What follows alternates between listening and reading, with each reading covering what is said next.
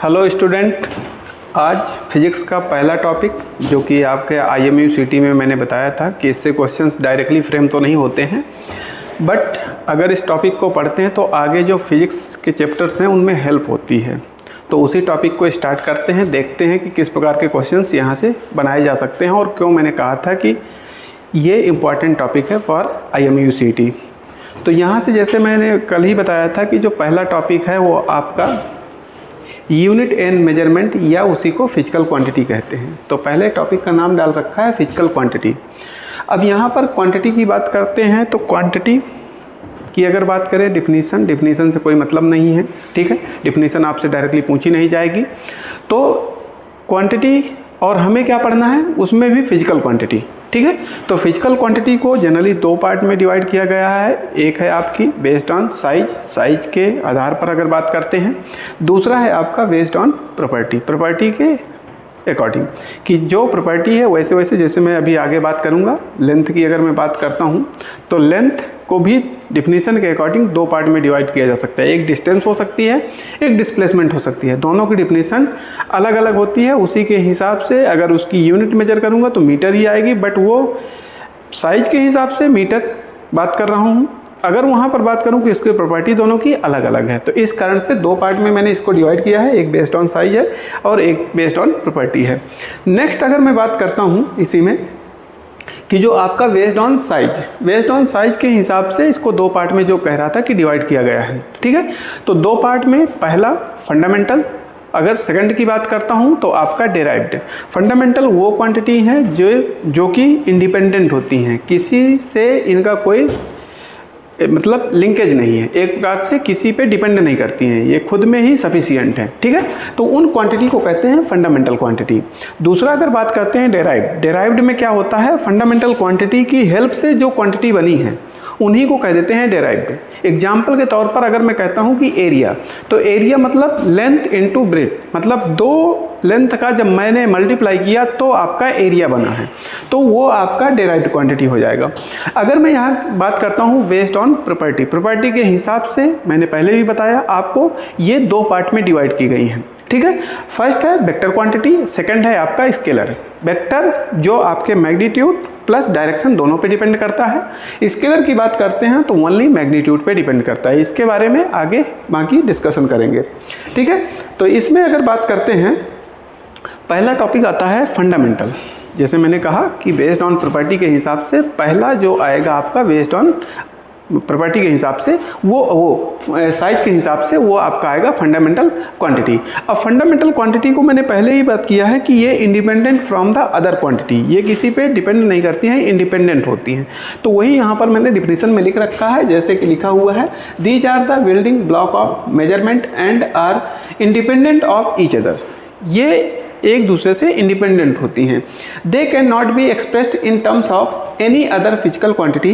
The 7 fundamental quantities recognized by the national system of unit. SI system द्वारा अगर मैं बात करता हूं तो यहाँ पर 7 फंडामेंटल क्वांटिटी आपको रिकॉग्नाइज की गई हैं, जिनके बारे में हम यहाँ पर बात कर रहे हैं। तो पहला है यहाँ पर अगर मैं बात करता हूँ जैसे कि मास, ठीक है। तो मास की अगर बात करें, ये पहला है आपका लेंथ, कोई दिक्कत नहीं। लेंथ की अगर बात करते हैं तो लेंथ आपका फंडामेंटल है, इसकी जो यूनिट होगी वो आपकी मीटर हो जाएगी। दूसरा है यहाँ पर अगर बात करते हैं आपका मास की जो यूनिट है वो किलोग्राम है। वैसे जनरली हम, जैसे मैं यहाँ पर बात करता हूँ कि किलोग्राम को ग्राम में भी मेजर किया जा सकता है, बट जो यहाँ पर यूनिट लिखी हुई है, ये जैसे मैंने जो ब्रैकेट के अंदर लिख रखा है, ये यूनिट है।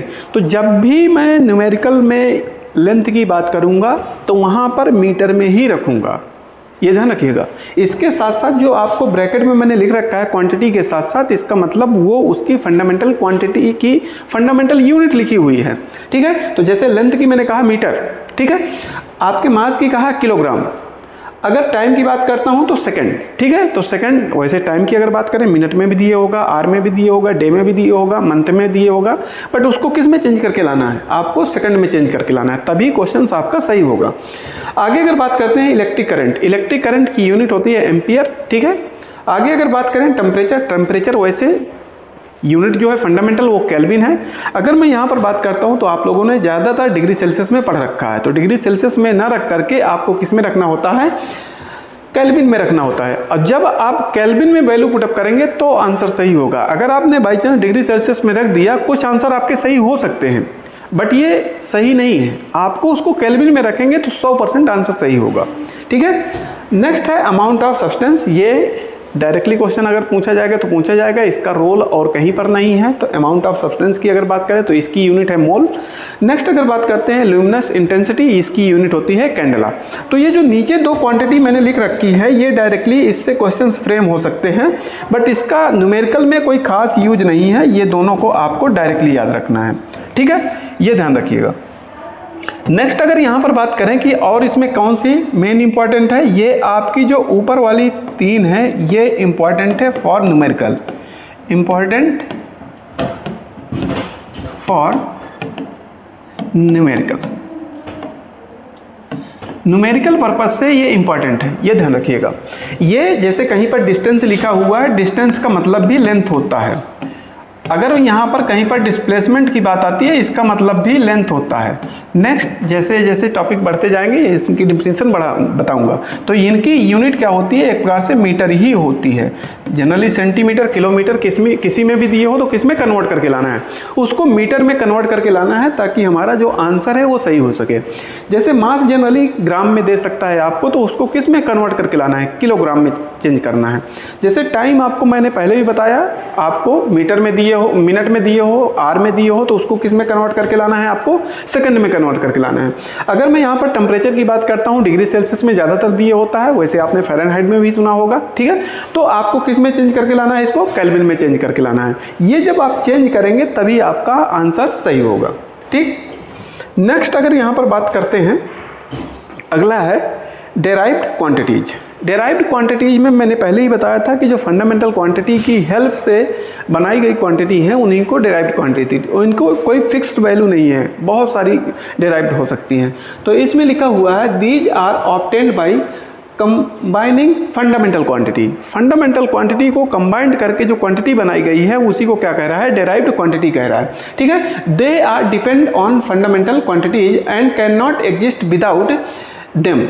कह रहा है विदाउट फंडामेंटल क्वांटिटी के ये एग्जिस्ट नहीं कर सकती हैं, फंडामेंटल क्वांटिटी की हेल्प से ही बनाया जा सकता है।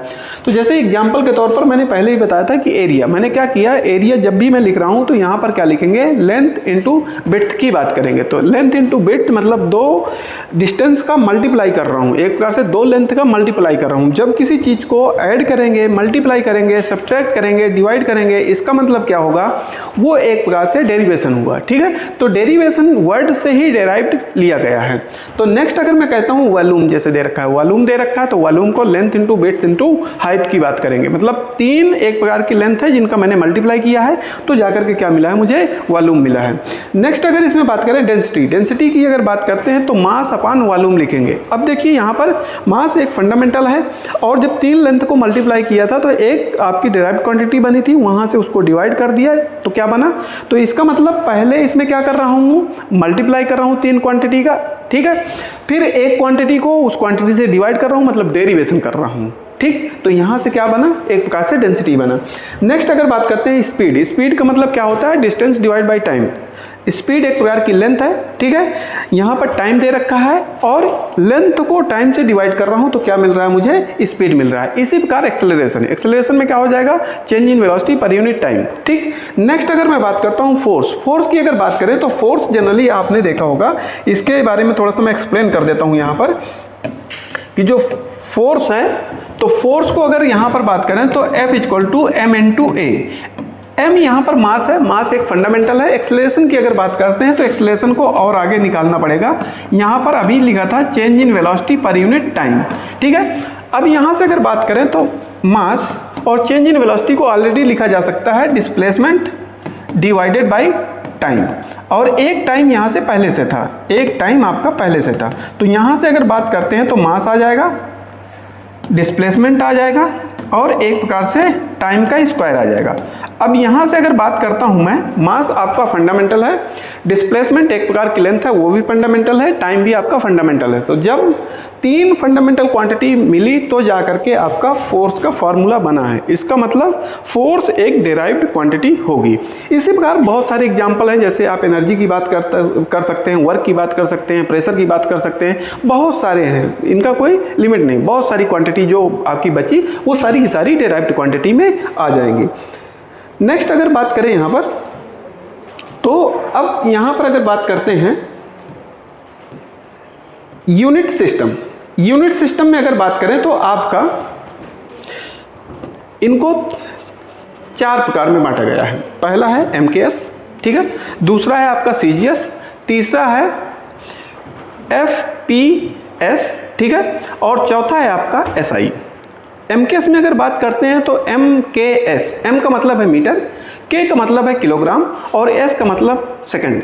जब किसी भी यूनिट को मीटर, किलोग्राम और सेकंड के रिस्पेक्ट में रिप्रेजेंट करते हैं, इन तीनों को कंबाइंड करके रिप्रेजेंट करते हैं। मतलब अगर जैसे मैंने पीछे अभी फोर्स की बात किया तो फोर्स में मास आया था, मास को मैंने केजी लिख दिया, डिस्टेंस आई थी या डिस्प्लेसमेंट एक प्रकार की लेंथ है तो वहाँ पर मैंने उसको मीटर से रिप्रेजेंट कर दिया, और नीचे टाइम का स्क्वायर आया था तो सेकंड आ जाएगा, तो वहाँ से क्या बनी, किलोग्राम मीटर पर सेकंड स्क्वायर। तो ये किस में कहलाएगी, एमकेएस में कहलाएगी, ठीक है।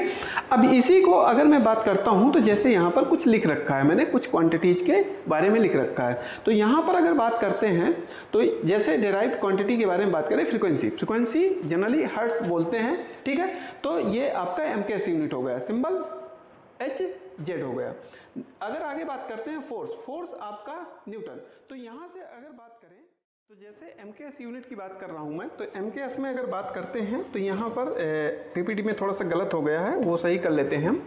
तो जैसे यहाँ पर फ्रीक्वेंसी की लिखी हुई है, तो फ्रीक्वेंसी के लिए फार्मूला जो होता है वो होता है F = 1/T। Frequency is inversely proportional to time period. अब यहाँ से टाइम दे रखा है तो टाइम की जो यूनिट हो जाएगी वो क्या हो जाएगी, 1/सेकंड। तो यहाँ से अगर बात करें तो सेकंड इनवर्स, तो ये हर्ट्ज जो लिखी हुई है ये एसआई लिखी हुई है, यही आपकी सेकंड इनवर्स के बराबर होती है, ठीक है। नेक्स्ट अगर मैं बात करता हूँ तो जैसे मैंने फोर्स बात किया, फोर्स की न्यूटन लिखी हुई है, ये भी एसआई लिखी हुई है। तो यहाँ से इसी के बारे में मैंने अभी बात किया था, तो ये होती है केजी मीटर पर सेकंड स्क्वायर।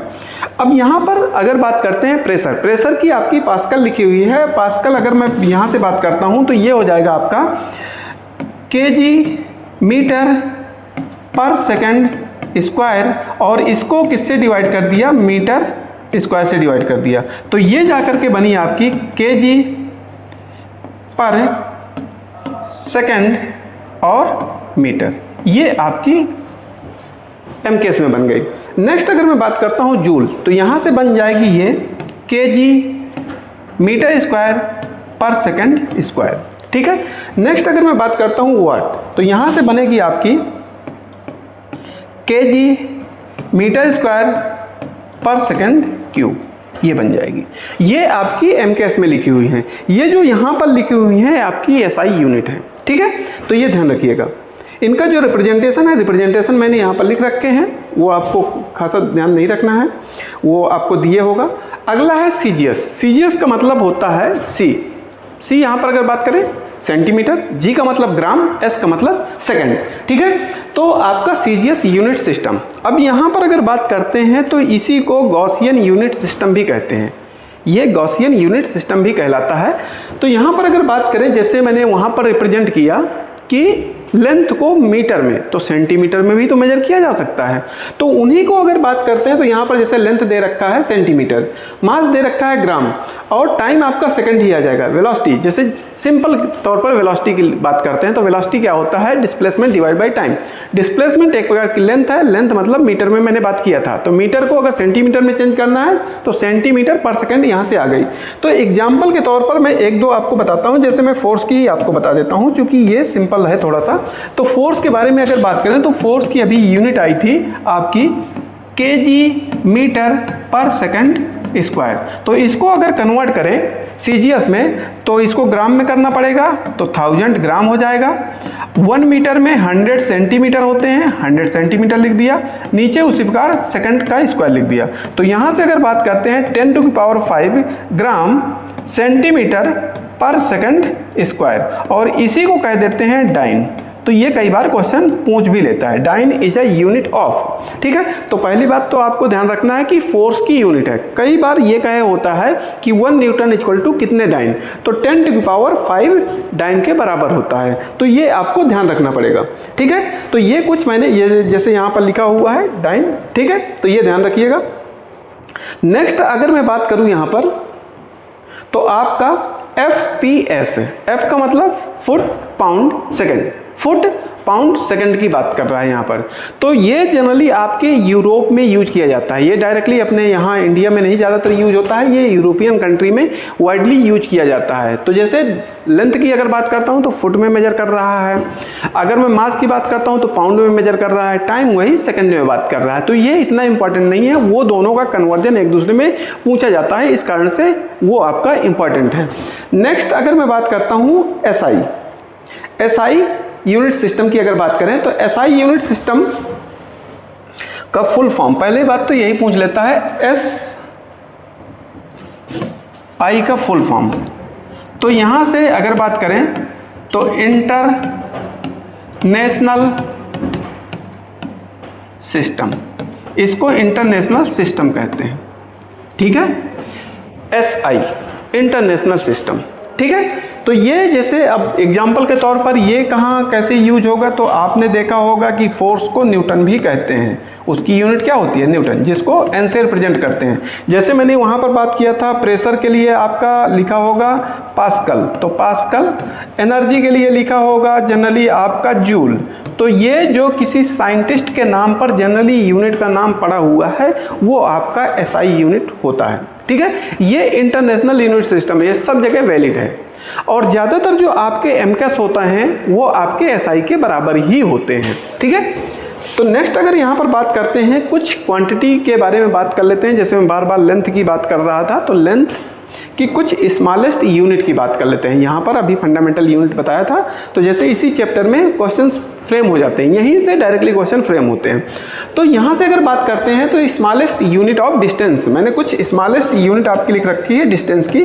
तो अगर यहाँ से बात करें तो पहला है आपका 1 माइक्रोमीटर। 1 माइक्रोमीटर, तो इसका जो सिंबल होता है म्यू एम, ये होता है 10⁻⁻6 मीटर के बराबर। सेकंड अगर यहाँ पर बात करते हैं तो 1 नैनोमीटर। 1 नैनोमीटर में जो रिप्रेजेंटेशन होता है nm, तो यहाँ से हो जाएगा 10⁻⁹ मीटर। ठीक है, अगला अगर मैं बात करता हूँ तीसरा 1 एंगस्ट्रॉम। 1 एंगस्ट्रॉम, तो इसका जो रिप्रेजेंटेशन होता है A0, इसकी वैल्यू हो जाती है 10⁻⁻10 मीटर के बराबर। फोर्थ अगर मैं बात करता हूँ 1 पिकोमीटर। 1 पिकोमीटर, ये जो हो जाएगा PM, इसकी जो वैल्यू होती है 10⁻⁻12 मीटर। नेक्स्ट अगर फिफ्थ की बात करता हूँ तो ये कहलाता है फर्मी। तो Fermi is a unit of distance, आपको ध्यान रखना है, बहुत क्वेश्चन पूछा जाता है यहाँ से। ठीक है, कि फर्मी किस क्वांटिटी की यूनिट है, तो डिस्टेंस की यूनिट है या लेंथ की यूनिट है। और 1 फर्मी इक्वल टू 10⁻⁻5। आपने केमिस्ट्री पढ़ा होगा, केमिस्ट्री में न्यूक्लियस पढ़ा होगा, न्यूक्लियस की रेडियस भी आपकी फर्मी में ही रिप्रेजेंट की जाती है, तो इस चीज़ को भी ध्यान रखना है। नेक्स्ट अगर बात करते हैं कुछ लार्जेस्ट यूनिट की बात कर लेते हैं। लार्जेस्ट यूनिट ऑफ डिस्टेंस, अगर इसकी बात करें तो ये भी 3 प्रकार की 3 यूनिट होती हैं। जैसे फर्स्ट अगर मैं बात करूं एस्ट्रोनॉमिकल यूनिट, नॉमिकल यूनिट, इसको जो रिप्रेजेंट करते हैं AU से रिप्रेजेंट करते हैं। इसकी वैल्यू होती है AU इक्वल टू 1.496 इंटू 10⁻11, ये वैल्यू होती है। और कई बार तो ये डायरेक्टली पूछ लेता है AU, डिस्टेंस बिटवीन, मतलब एस्ट्रोनॉमिकल डिस्टेंस किसके किसके बीच की है। तो ये डिस्टेंस बिटवीन अर्थ टू सन, सन और अर्थ के बीच की जो डिस्टेंस है उसी को कहते हैं एस्ट्रोनॉमिकल यूनिट, और वो ये वैल्यू होती है। ठीक है। सेकंड अगर बात करते हैं, सेकंड है आपका लाइट ईयर। लाइट ईयर इसको LY से रिप्रेजेंट करते हैं। जो इसकी वैल्यू होती है वो वैल्यू होगी 9.46 इंटू 10⁻15। अब ये मीटर में होता है। तो यहाँ से अगर बात करें लाइट ईयर, पहले बात तो यहीं पर कंफ्यूजन होता है, ईयर दे रखा है तो ईयर का मतलब लगता है कि ये टाइम की यूनिट है। तो यहाँ से कई बार क्वेश्चन गलत हो जाता है। Light year is a unit of, तो ये ध्यान रखना है कि डिस्टेंस की यूनिट है। अब ये इसका लाइट ईयर नाम कैसे पड़ गया, तो जब कोई light particle with the speed of light, light की स्पीड कितनी होती है 3 × 10⁸ मीटर पर सेकेंड की स्पीड से 1 ईयर तक जो डिस्टेंस कवर करता है वही डिस्टेंस कहलाती है लाइट ईयर। ठीक है। और उसकी वैल्यू आपकी ये होती है 9.46 इंटू 10⁻15 मीटर। नेक्स्ट है यहाँ पर पार्सेक। पार्सेक इसकी वैल्यू जो होती है 3.08 इस टू 10 टू की पावर आपका 16। तो जो डिस्टेंस की लार्जेस्ट यूनिट है वो है आपकी पार्सेक। ठीक है। जो स्मॉलेस्ट है वो आपकी फर्मी। ठीक है। तो ये ध्यान रखना है। यहाँ से जैसे मैंने बताया कि ये डिस्टेंस किसके किसके बीच की है, ये कौन सी डिस्टेंस है, ज़्यादातर क्वेश्चन डायरेक्टली इससे पूछा जाता है। लाइट ईयर, ईयर टाइम की ज़्यादातर टिक करते हैं क्योंकि ईयर लगा हुआ है तो डिस्टेंस की याद रखना है। और पार्सेक भी आपकी डिस्टेंस की यूनिट होती है और लार्जेस्ट यूनिट होती है। ठीक है। और इसकी वैल्यू है 3.08 इंटू 10⁻16 मीटर। ठीक है। तो ये बात को ध्यान में रखना है। तो इस टॉपिक को आज यहीं पर बाइंड अप करते हैं। नेक्स्ट बेस्ड ऑन प्रॉपर्टी के हिसाब पर बात करेंगे, तो उसके बारे में थोड़ा सा नेक्स्ट लेक्चर में जानेंगे। ठीक है। Thank you.